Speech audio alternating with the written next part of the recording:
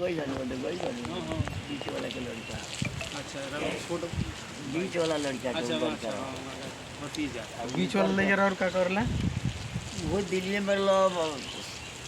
6-7 गो machine लगे रहा एगो विदेश कपड़ा उपड़ा कुल जाए तो कारीगर रखले रहा मने सियावत वत रहा बेचत कपड़ा। वो के छोड़वा दे छोड़ा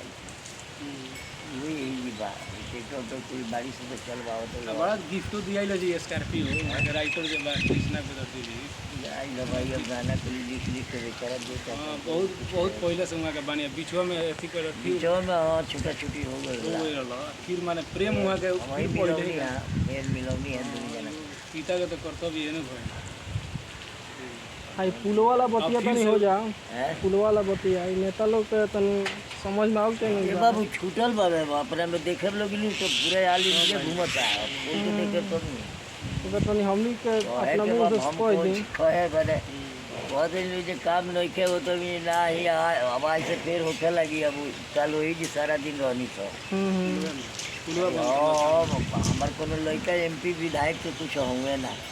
भगवान बाकी थामेली माई पब्लिक के सेवा देख ली थामेली माई चोहन देख ली सांसद जरूर बने अरे माई के तक लेकिन निरहु जी सांसद रवि किशन सांसद मनोज तिवारी सांसद अभिला खेसारी सांसद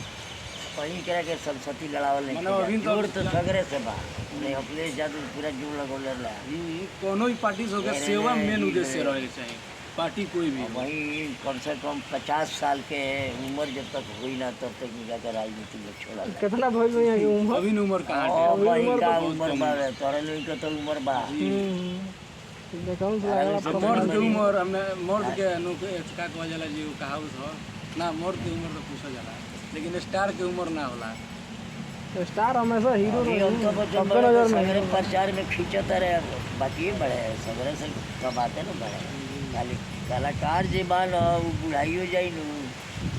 भिखारी ठाकुर के नाम सब दुनिया जानत होई मेरा भिखारी चौक पर छात्रा के मार्केट सेंटर पर